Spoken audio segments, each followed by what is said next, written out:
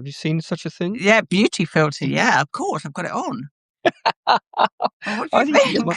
I need to get my. I thought you. I mean, I just assumed you're just looking wonderful as normal. Yes. That I don't look. It was partly my mistake as well, because when it froze, I immediately No. assumed Why would you know otherwise? Why would you? Of course, you would assume it was you. I would it's assume it was Wales. me. But anyway, it just literally gave me no warning at all. It just suddenly went close. So apologies to those of you coming back. Thank you so much for coming back. We're really sorry. My phone got too hot in this heat wave and shut down, and you can't do lives on your laptop. You have to do them on your phone because it's all through the app or something. Anyway, here we are. So thank you very much to those of you who've joined us again, because I was enjoying that Yes. We were until talking about. you got too hot. I mean, this is the thing. I mean, what we were talking about, I think, was that the interesting proposal that actually the most dangerous psychopath is, in terms of the damage they can create for society, isn't really those guys who are serial killers. Because as you have said, the general consensus now is No. psychopaths are born and made.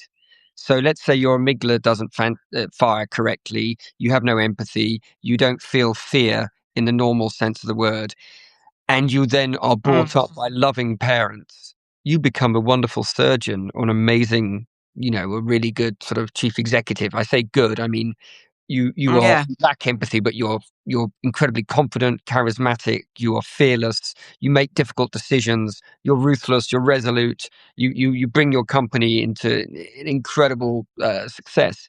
However, if that same person with that same issue, with the amygdala, with the physiological genetic programming and wiring, suddenly decides, is brought up by, in some kind of dreadful, abusive way, they suddenly become Ted Bundy, I should say, or Charlie Manson, or, Jack the Ripper. He'd get you for Don't mispronounce a serial killer's name.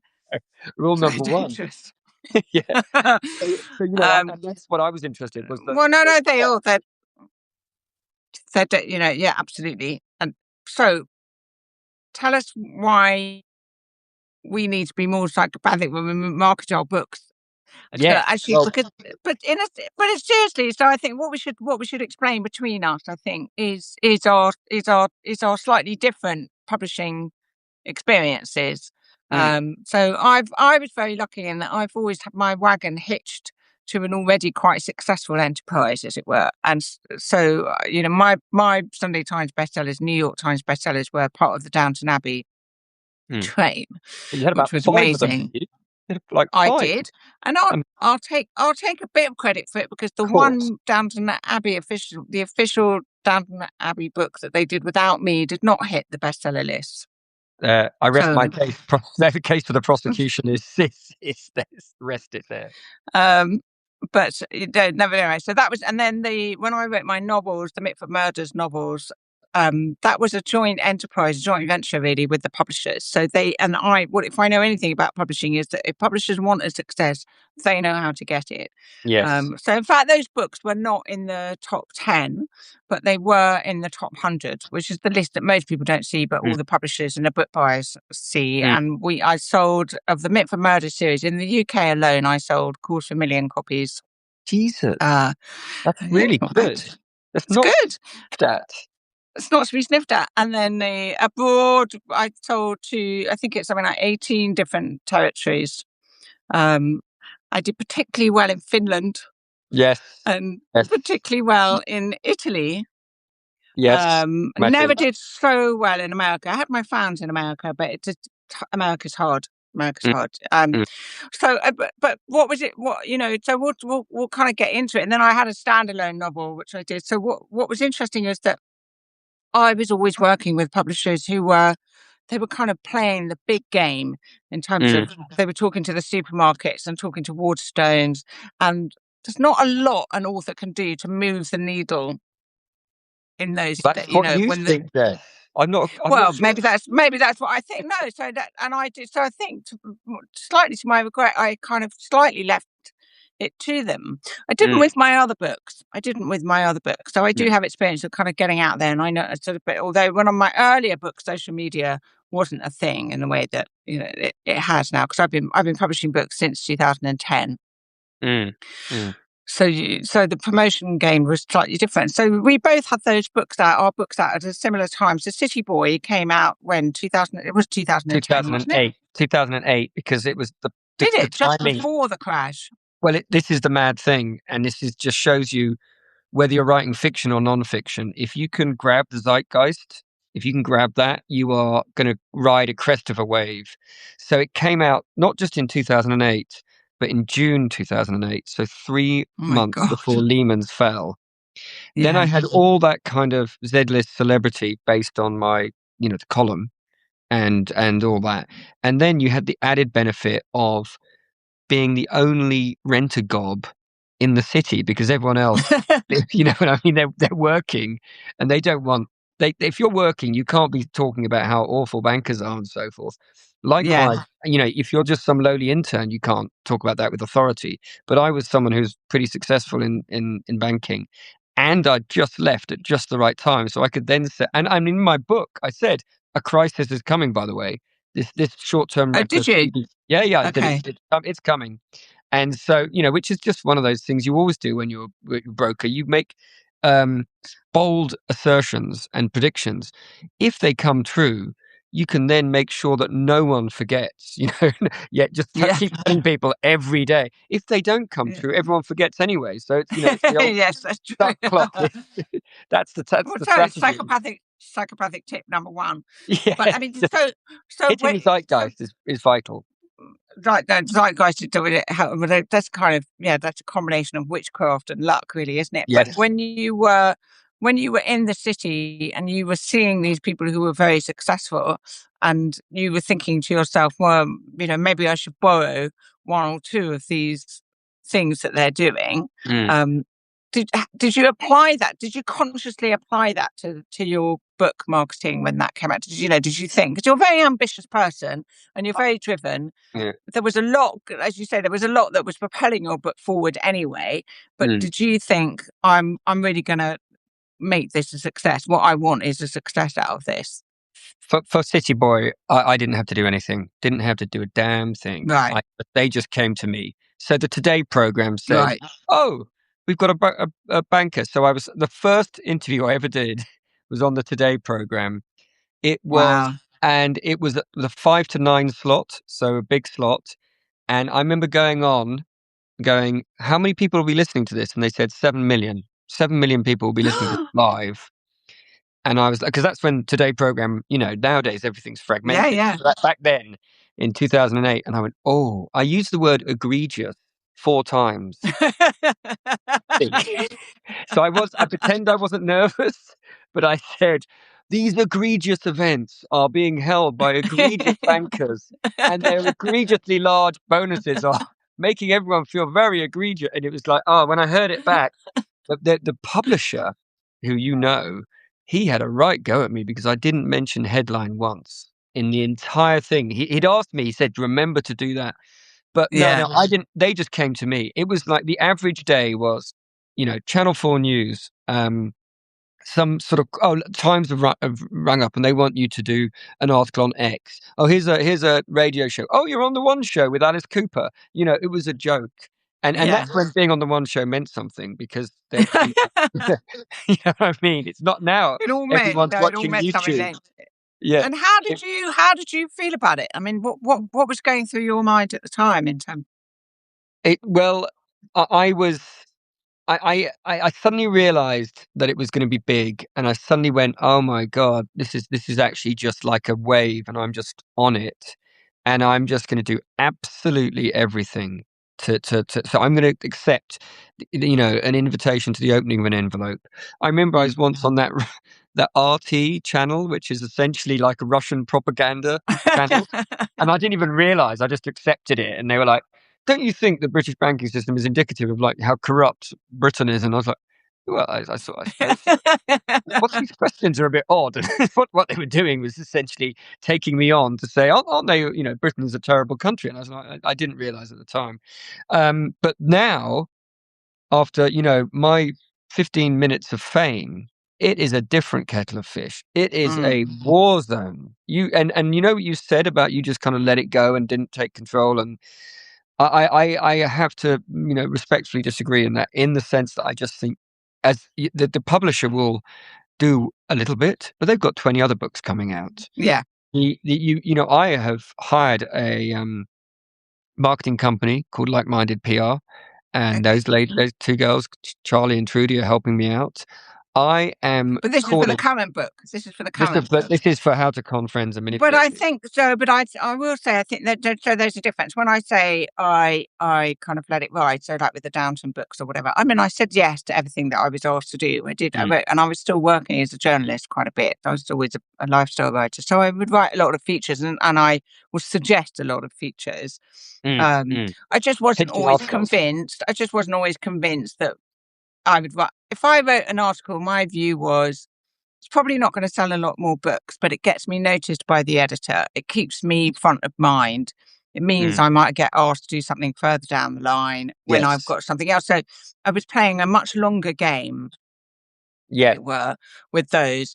What I find interesting is with a book that hasn't got either a huge amount of zeitgeist behind it or the mammoth kind of publishing machine saying, we've spent, I mean, generally speaking, advances will match marketing spend. Mm, So mm. Richard Osman gets £1 million advance. They will spend £1 million on It's a, marketing his books, and right. that means the needle moves because Any book will be number one with £1 million advance, wouldn't it? exactly, I mean, it'd be £1 million embarrassing. It marketing. would be embarrassing if it wasn't. So and that is the thing now. I think with Amazon, with social media, they kind of know how to get those sales done. That doesn't mean that Mm, the magic doesn't still happen. It does. yeah. Um, but for certain kinds of books that they can shift a certain amount, and then also these things collect traction. Osman's got his fans and his Yes. followers now, and they will be guaranteed to Every buy book the he next does will book be number one bestseller. Every book he writes from now on. from now on. Exactly, exactly. But what I find really interesting that has changed slightly, I know the social media picture has changed a lot, but also so has the independent bookshop. Mm, And that they are doing much better than expected now, mm, than they yeah. were in the COVID years, than they were when Kindles came Audible out. books, Audible took. I mean, Audible Amazon. audio is going like that, Yeah. but e-readers have kind of plateaued. It's really only middle-aged people who need the backlight and the extra large font, like Yeah. me, Yeah. Yeah. that read Kindles. With their Uh, partner sleeping away at the to the yeah, right of them, not perfect wanting for to wake me. them up. Exactly, exactly. That's like, menopausal women in the middle of the night, Yes. crinkly. That's me. Um, so we're all reading the Kindles, but Gen Z love the physical books, the Mm, artwork of books. They that's love good. browsing in bookshops, and bookshops have learned to create a kind of like a nice environment. So you go in, Mm, there's usually a bit of coffee, you get to know the person. Da, da, da. mm, So you can if you are willing to do bookshop tours, that can really move the needle now. And I don't think it could at one point. It did yeah. quite a few years ago. So, I mean, my best story is my brother-in-law wrote a book called Tingo, which it was published by Penguin about, I think, about 20 years ago now. And um, they published it as a kind of essentially as a sort of Lou book without being rude to him. It was a Mm, sort of like an amusing book. And Tingo is Polynesian for to steal items from your neighbour's house one by one until he has nothing left. And so what it was a collection of words that have no direct translation in English. And they expected mm, it, if it did well, they expected it to sell 10,000 copies. He went on a marketing drive, and what he did was, because he lives in London, he went to every bookshop in London, more or less, and said that he was a local author mm. and that Oh, he would that do a signing. kind of was if he was a Londoner. Yeah, and exactly. And he would do a signing, and he said so they would put up a sign in the window saying author coming in. He said one man and his dog would come in Mm, and get the book signed. He said, but it didn't matter. I had the poster in a window for 2 weeks, and he would sign all the books. wish I'd done this. He sold 130,000 copies of his book. Yeah. Yeah. So that was a great lesson in. but it's like you've got to put in a lot of legwork. So a lot of authors can't do it. I couldn't do it because I was on a year by year contract. So I just didn't have the time. But if you can write your book and then full time market it, I think Yeah. I think you've got some really, really good I'm chances. doing So I'm doing a talk, a conversation at Bookish in Crickhowell on Wednesday. Should there be mm, any? Should one of our 5 viewers be from the South Wales region? yeah, And that is great, because one of the things that my ambition was to try, and I'm almost certainly going to fail, Jess. But this was my ambition, because I always liked the yes, idea when I was in the city. Okay, what is your stated goal? And this is when you think, okay, Geraint, definitely a psychopath. yeah, Stated goal, and it was like, okay, can I get 1,501 copies sold in pre-sales and the first week, which annoyingly starts on kind of Thursday and ends on sort of end of Saturday. oh right, yeah, Because yeah, with non-fiction paperback in early July, which is what it is, that will just get you potentially, not necessarily, not 100%, but number 10 in the okay, Sunday Times bestseller list, right? okay, And if you get that, then you get the next round of print ups. You get a big sticker saying Sunday Times bestseller. yeah, Now, 2 to 8, by the way, from 2 to 10. That's all you cut. That's no one says it's a number 3. That's it. yeah, And if you're number 1, then obviously you get the sticker. yeah, So yeah, that was my ambition, because I love this writing malarkey. yeah, It gives me a deep, profound sense of enjoyment. I think what I'm doing is funny, and I yeah. think It is. it's got kind of a meaning to it, with this. I'm taking the piss out of the people who I despise: Trump, Musk, Andrew Tate, all those strong men, Yeah, all those idiots in the manosphere. So it has, like, that bit meaning. is pleasing. Yeah, Yes. And it is easier, definitely, to do this marketing malarkey if you've had 15 minutes of fame, because I'm calling up journalists, most of whom have been fired, going, "Hey, you interviewed me for X on BBC News," and yeah, yeah. that is a Well, yeah, really but except important. that I think you're very clever. So I think, so first of all, I just want to pick up on that point because I think timing really matters, and not Mm, a lot of people realise this. So you have the Sunday Times bestseller list running all through the year, but books do not sell consistently throughout the year. yeah. So most books are sold in the last 3 months of the year. Like 80% of book sales, I think, are Mm, between September and December. And there's always this big drop of the big hitters in September. So it's always like it's a tough time, because if your publisher publishes you in September, it's kind of a mark of belief in you. And yeah. my books were always published in the last quarter of the year. Yeah. So to At get the to number same 1 is time, even harder, right? they get Really pushed and you've tough. got better chance of being sold, but at the same time it's an incredibly competitive and intense time of year. I also know other authors who've always, every single book they've written has been on the bestseller list, but when you look, it's because every single book has been a paperback and every single book has been published in July. Yes. Ah. And so that and yeah, but it's an interesting thing, because that's another thing that's now happening, is the hardback paperback discussion. Mm, So traditionally in England, your your publisher's always published you in hardback first, and again it's because you're serious, it looks proper, and then you came out in paperback, could be up to a year later, but more likely kind of 6-8 months later. mm, They would do essentially a second launch for the paperback. And a lot of yeah. people prefer to wait for the paperbacks, cheaper, lighter, easier Yeah. to And with carry, lots of and quotes so on. from newspapers who've done reviews. And It's you've got, audit. Yeah. exactly, you've got all your reviews and your reader reviews and stuff. But in America, interestingly, the hardback is what matters. Paperbacks don't sell in America. The hardback Okay. is what sells, and audio and ebooks, obviously. But what's starting to happen now is that people are realizing that it's really difficult to shift hardbacks. They are just so much more expensive than the Yes. paperbacks. I think a hardback now can be 20-25 quid, or so. It's a lot of money to ask for someone Yeah. for a book they're not very sure about, or just having a go or whatever. Whereas if you go straight to paperback, people will kind of take a punt on that a little bit more Mm, easily. So there's always been a realm of fiction that has gone straight to paperback, a bit like yeah. Straight to DVD. straight to TV. Yeah, Yeah, yeah, exactly. Bypassing the whole cinema bit, just go straight to yeah, TV and get and those books, they, they serve a purpose. I mean, mm, if they're done well, that's great. But it's that's something to think about, because I think a lot of people say they don't want to be published in April or June, but that mm. might be your best window of opportunity for talking to journalists, getting a commission around it, Yeah, getting a bit of social media back. You're not so intensely up against everybody else.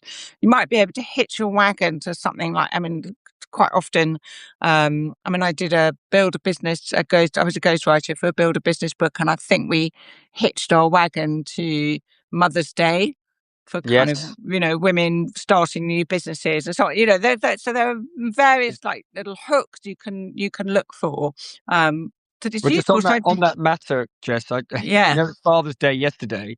Oh You yes. may have Although we missed noticed. that completely, but yeah. You may have noted. Well, funny that I think that happened in my family too. Anyway, but just to mention that, obviously, I sent out something on social saying, "Is your father or husband a psychopath?" Yeah. And basically, what it comes down to is what you're saying, which is you pitch stuff according to hooks. Yeah. And so the big thing I've been doing on radio, and I've done like 20 radio interviews, is on the World Cup. Brilliant. England need to behave and think and play like psychopaths. Brilliant. And so, Brilliant. this is it. And we've got obviously Trump's birthday. I wrote something on Substack saying, Yeah. is he a psychopath? It's good news. He's not a psychopath. He's a malignant narcissist. That's the bad. And likewise, when we have the July the 4th, Independence Day, I've got a big feeling I want to write something saying, is America the most psychopathic nation of them all? Which I've written a Substack article. Let's So do it. what I'm saying is you're just, the mentality is, especially with non-fiction, much harder with fiction, I think, is to hook it to anything you can think of. And these people, these journalists are desperate for content and Yeah, stuff. And you that's the go, thing. there you go. That's what I know. It's what I know from sitting on the commissioning desk, is if somebody comes to you and says, we know this event is happening right now and I can join the two together, then that's my content sorted. And Yes. it's same on social media. People just want content. And so you can do that. So these are good tips, I think, is looking for the timing, Yes. and thinking about how you can hook your book to some kind of newsy thing that's going on. And you can do this with fiction too. I mean, I think what tends to happen with fiction is it becomes more personal. So it tends to be, Mm. I wrote a novel about two best friends because I did this, because it reminded me of a relationship I've got going on with my best friend, or Mm. and so get the other girl to kind of talk as well, and so you tend to have to give a little bit more of yourself in order to Yes. Yes. show the But you can go relevance to of the story. Marie But at the Claire, same time, you if know, you're doing a book about mothers and it's Mother's Day, there's your connection. It doesn't have to be very complicated. You don't need to overthink it. no. Um, No, and and also the other thing you need to obviously, so you think of every single angle that you can do. So okay? So I wrote to Marie Claire, and I said, "Is your boss a psychopath? yeah. Is your husband a psychopath?" You know, Is I, yeah, anyone is your yeah, bin yeah, man a psychopath? Yeah. yes, exactly. Then you kind of do the England. Then you just think of every angle, and to me, it's almost it's a military campaign. Yeah. Because and I think that is how you have to look at it. And I'm annoyed because when I had my 15 minutes of fame, I did not leverage off it digitally. And that was what I put, what, to the two horses I bet on? Facebook, which is basically for middle-aged old farts, and I didn't do it properly either.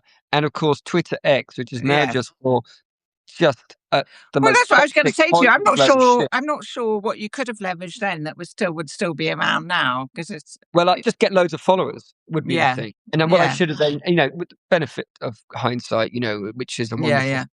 you just get tens of thousands. I could have, if I'd played it right, got tens of thousands of followers and then done little videos or some inane nonsense to keep them, on side. And you form a community. And Mm-hmm. that would be the kind of holy grail. Instead, what I'm doing is scrabbling around going, Hey, I wrote an article for the Daily Mail 9 years ago about, or whatever, 7 years ago about industry coming on TV and how my life was much more debauched than, made those people in industry look like a Christian Union meeting. And then, you know what I mean? And then I'd say, okay, so do you mind if I do a little article for you about my new, and you've just got to just Well, that's what I was be going to say. You brutal. have it. You are leveraging it, and then the fact that you've Mm. got 20 interviews, radio interviews last. I mean, they were all one by one. That's the one Yeah, on BBC yeah, local yeah. radio where you're there for 2 hours and they go, This is now I Radio know. Lancashire. This is now Radio London. And it's like, you say exactly the same really bad gags. Yeah. You try and make it like it's the first time, but Jesus, it was quite grueling. I'm But doing podcasts like a oh yeah, team, and I'm doing them. Some of them, which you and I will discuss when I see you in Ireland, which may be not necessarily the ones you'd expect me to be on. You're like, "What are you doing on that?" And you just kinda hold your nose and you just go for it, yeah. and you know what I mean? And it's look, I mean, it's what? And do you think tough you're out there. seeing your book? So when is your book actually out? It's coming out July the 2nd, so week Thursday. A week Thursday. Okay. Yeah. And so what we know now as well, the thing that is different with books now that has been, I don't know when it changed. It seems to have been in the last 3 or 4 years. Is that it's now all about the pre-orders. It never used to be about the pre-orders. Nobody talked about pre-orders before. It's now all about the pre-orders. I'm not exactly sure why. I I think it might be a bit like the opening weekend for a film, Maybe. which will make or break. Because what I think might happen is, let's say Amazon sells loads, and guess what? I am number one in Amazon, and then here comes the small print. Yeah. Yeah. Hot new releases, business humor, right? Yeah. That's So why you Amazon's go, very clever then, but that's why Amazon is very clever because they have found a way to make most books bestsellers. yeah, it's right. It's like so I wrote a big thing on all my socials, LinkedIn, and it's Yeah. great because How to Con Friends and Manipulate People is the name of the book, and this is what you're essentially doing. I'm conning friends and manipulating to think that, so what it said was, great news, I am number one on Amazon. And then, but it was actually by coincidence. The way it cut off the message, it kind of went dot dot dot, and the next line was not shown. And it then said, in hot new releases, business humor. But I mean, business humor's got only about 100 books in it. You know what I mean? so, And who so decides what's a hot new release? But anyway, yeah, so it's that will be good. that will be their algorithms. That's the thing. And I think you've got to get down with that thing. And that it means the problem with that is there's so many things which have got ridiculous long lead times. So Yeah, I've gone on two, maybe three big podcasts, and they aren't coming out when I would like them to come out, which is yeah, they're like, yeah, what, you're coming out in mid-July? yeah, Oh, you're coming out in August? Jesus, yeah. what's the point of that? I know, I know. Well, no, it is because you'll still be racking up the sales. You'll still be racking up the sales. But I know what you mean. It is. It's that it feels like a very tight window at the beginning Mm, to do does. it. So, do you know, are your publishers talking to you about the numbers, or are they keeping it? You don't have to give anything away, but are they? Or No, they haven't. They haven't. They haven't. No, and they say all these things. Oh, the sales force are excited. The sales force and every bit mm, of publicity. I know the internal person at Canelo is putting that that's another reason to get stuff done early, because the mm, sales force get excited and they can say to Waterstones or whatever, Bookish or whoever it might be, check it out. You need to buy a lot of these books because check out what this guy's doing. He's on. yeah, yeah, And I mean, and one of the best things I did is, and this is a bit of a lesson here, is I occasionally did this show on BBC One, BBC News. Yeah? Again, this is a classic one. They give you a bunch of newspapers and they say, you've got half an hour to look at those, and then you're on telly live oh, paper for half an reviewing. hour. Yeah, Yes, and I used by to the love way, doing that. I said again, I said, how many people are watching this? 70 million, because this is global. Mm. Now that was like, oh, okay. I mean, I had some big nights out in London, and I almost went straight through crew because it was I had to get there at 4:30 in the morning. If there's some excerpts from those days, there was some where I won't be looking, firing on all cylinders. But anyway, I managed, because I did those when I had no book to sell, nothing. when I rang up and I emailed the guy and said, look, I don't suppose. He said, yeah, come on July Yeah. the 2nd. So I'm going to be in front of 70 million people, hopefully, and Great. BBC One, NBC News at 10 to 6 on July the 2nd. Who knows if those translate into any actual sales? But it's just all I know is if I go there and don't feel like I've given it 100%, Yeah. and therefore my new reborn writing career is still born, I'm going to think, man, that's no, you hoofed it, and so I'm giving Giving it it everything. Giving it 24/7, everything. Jess. So I think we should give a kind of précis of our top kind of marketing tips, because Please. that cross over both fiction and non-fiction. So I think Yes, it's looking at the timing.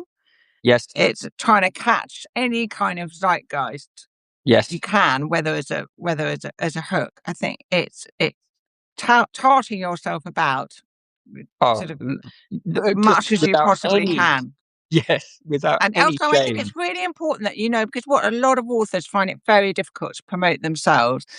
And so, but you don't have to say, my book is brilliant. You just have to say, I've written this book and Mm, it's hooked to this news idea. And mm. I've got something to say about it because I've written a book. That's it. And So it's that's not, getting harder and harder, by the way, because of AI and because of the ability for AI to find everyone's email address on every paper and every magazine, which is yeah. possible.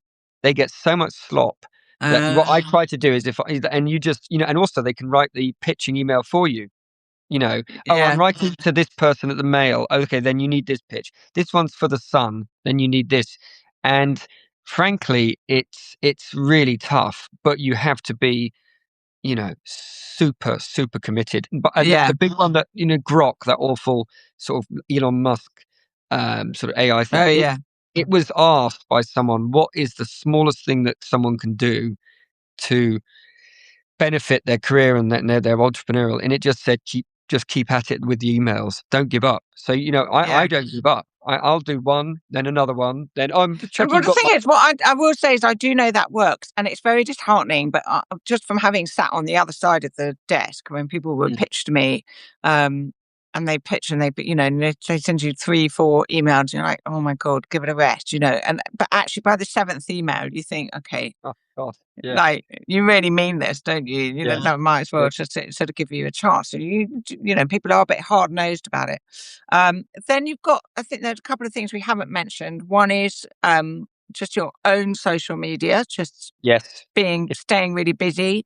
It's yeah, hard work, but you've got to look at what the algorithms like. So the algorithms like live videos on Instagram. They yeah, yeah. all that kind of stuff. So it's just being looking happy and smiley and all that kind of stuff. But the other thing we haven't talked about, which I'd like to touch on briefly, was you mentioned the internal person at your publishing house, and I think something that a lot of authors don't really realise, it's not just about your editor. You Mm, need to get to know your publishing house. And so the thing that yeah, particularly now, the way it works. So in the old days, it was kind of the editor commissioned a book, and over a long lunch with an agent. Oh yes, that sounds marvelous. Let's publish that next September. Sort of, and that was kind of what happened. Now they have monthly, maybe fortnightly acquisition meetings. mm, And at the acquisition meeting, if it's a big publishing house, at the acquisition meeting, the editor comes and says, I've got this idea. And he has to effectively sell that idea to everybody else, the marketing person, the publishing person, the accountants, the book buyers, the printing guy, whatever. They all have a stake in whether or not this book should be published yes, by the house. So you've got to give him or her a really easy sell for your books. That's yes, why I think a lot of high concept fiction gets sold now. It's so much more about that and less about the writing, yeah. because And it's if you've just got 50,000 or 100,000 Instagram followers, you're going to be able to do that more easily. And I, well, yeah. Funny enough, I think that's where I think it does not translate into sales, but publishers like to see it. I've got mm, friends who've got that many followers, and it has not really made that no, much of a difference. but it might And the mean that good journalists. writing doesn't need it. If you've got those followers, you should leverage them. Mm, But but if you don't have them, it's not going to make the decision on whether a publisher. I mean, it matters more with non-fiction, I think, Yeah. because with non-fiction, you sort of need proof of concept, if you like. You need to prove that you are an authority and that people listen to you on this subject. Yeah. Whereas with fiction, I think they are more prepared to kind of take a bit of a risk and so on. And But I'm podcasts talking like more it. about No. the publishers selling within themselves. Because when I really realised that they were doing this was when they did launch the first of the Mitford Murders books, and I went to my publisher's office. It's this big little brown pot of Hachette. You know, there's basically only 4 publishers in the world now. Um, and I went in, and in the foyer of this enormous building, they'd set up a big table of cream teas, and they were handing them out with copies of the book to everybody who came through the building. Mm. They were promoting the book to their own staff Yeah. Yeah. to create a bit of buzz, because then if they were into it, you know, they would do it. And the other thing I did that I think really helped was when my book was taken to London Book Fair. So you have these major publishing fairs, Mm. Frankfurt and London are the main ones. People still get together at them, even though they all meet on Zoom, and most of the deals are done ahead of the fairs now and so on. But it's still a big networking thing. I'd been to the London Book Fair by chance to kind of to interview someone on a panel, and I knew what a hectic and intense thing that it was, and it was in Olympia. So I sent my foreign rights team a care package for the London Book Fair with champagne and painkillers and chocolate, and you know, and I said good luck Nice. pushing Yeah. my book. Yeah. You know, Yeah. I mean, it did really well. So I don't know if that's what did it, but I just felt like it helped them think, "This, she's a nice girl, and I'm going to mention her book. I'm going to, No. you know, give this a little extra push if I possibly can." Um, Yeah. No, I think all that stuff is vital. And I think, interestingly, I was being a little pushy with my publisher's marketing lady. And I think she got slightly annoyed about it. So you can go too much the other way, right? But every time there's a success of any kind, um, uh, I would print it and send it to her, because she then sends it to the sales force, who then go, yeah, and it's kind of virtuous circle that you create of yeah, them so excited. Oh, they yeah, go, they'd more push. And that's why I think, first of all, if you're trying to market, just think of every friend you have who's a journalist or yeah, works in some capacity, and hassle the arse off them. And that is boring, annoying. Poor old Bridget at the Times in my she's yeah, just, I keep on saying, come on, when will you do? And I think look, you can be thinking outside the box. So I have commissioned a survey, right? 500 quid, one poll, 2,000 people, which is the amount that is makes it a actually proper the survey. big Yeah, proper survey. It is about people's who, have you ever worked with a psychopath? Which jobs are great. do you think the most psychopath? And then I am now, because I suffer from the issue of not being a academic expert, clinical expert, which means that trying to get into certain papers, they're like, well, that's really interesting, but actually, what we're going to do is talk to the people you've read, the books Yeah, you've read, and oops, that you.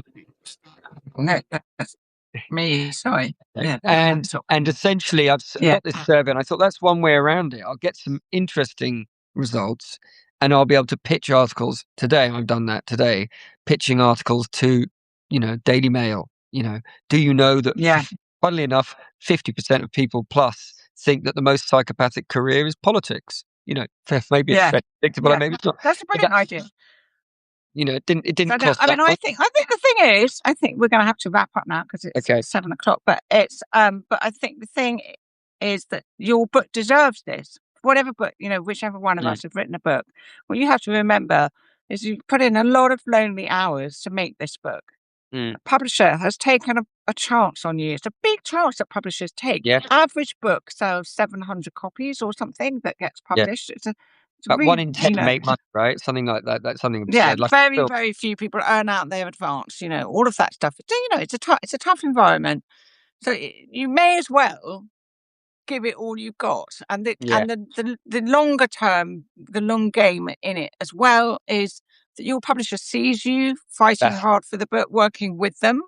So that's you're right. not just some passive author who's writing a book and handing it in and then expecting them to do well and then blaming them when it doesn't. You're an No. active partner in it. And I think that counts for a lot. And so many of these things are about relationships, as we know. So Yeah. if you're showing the publisher that you've really tried hard to make this work, then they've got to, even if your book doesn't sell that brilliantly, they'll be more than half-minded to take a look at what you're Yeah. proposing to do Yeah. next. Absolutely. And I think it's yet another virtuous circle because they go, okay, Geraint really does try and give it his all when he's trying to sell this book. Yeah, yeah. Likewise, I've now created loads of other relationships in podcasts. I mean, podcasts we haven't talked about. Podcasts, I think, are really good Yes, that's for true. We marketing. haven't actually. Yeah, they are. They are. Tremendous shelf life. It's like an hour basically talking about your book. You Mm, know what I mean? mm. This is not a 5 minutes on, some crappy radio show. Yeah, It yeah. is serious Not that we business. don't love the radio No, shows, no, no, no, no. all of them. Yes, or if you're listening or watching, please come to me. But it's got a really long shelf life, and of course, my You next can, book, hopefully, I made all these contacts now, and it yeah, means that there is the publisher's going, okay, so Geraint now knows all those people. Okay, so he'll hopefully reuse that give in it a 2 years' go. time. Next book. So Yeah, it's all you just got to go for it and you're going to go for not, it. It's your career. It's not just a yeah, book, it's your yeah, career. And the nature of our career is that we need to promote it in this way. It's same as if we were acting or being a musician or, yeah. that's the Got to way. play the game. Got to Yeah, play the game. Writing a play the book game. is, there'll be two books. They're both of the same quality. Someone really worked hard on the marketing, like your brother-in-law, and it Yeah, sells under 50,000. The other person didn't. It sells 10,000, and yeah, that is the bottom line. It's why it is half the job these days. You know yeah, what I mean? yeah. It's a, It it's is. a It is. terrible I know. business. Well, no, it is half the job. But I know that if you make a movie now, um, you have to spend almost the same as the budget on the movie in Yeah, promoting it. That's yeah. kind of, that's just how it works. Okay, so the book comes out July It the comes. 2nd. Yes, it's called How to Con Friends and Manipulate People: The Subtle Art of Being a Total Psychopath. It's a If you parody. really want to help Gez, you pre-order it right now That's and it. have a look on Gez's Substack because he's going to put up a Geraint Brighter Anderson. link. Yeah. So really wishing you the best of luck with it, Gez. I think Yeah. it's gonna do great. I think everything you've done is fantastic, and I love as well just the general feeling of taking a little bit of control in something that feels sometimes a lot of people feel in the book world it's not something they can have any control over, that it's all too big. But I think you demonstrate that actually you can just get in there and have a You've got go. to, and of course, Yeah, us writers, we don't necessarily always exhibit the skills required for marketing. yeah, We can be quite sort of insular, sort of slightly shy, introverted types, not yeah, always, of course. And so you're just going to have to, you actually, what I should say is that people need to read my book in order to understand how to con friends and manipulate people, in order to then make them buy your book. So it's not exactly. just for city boys and chief executives and politicians and manosphere bros.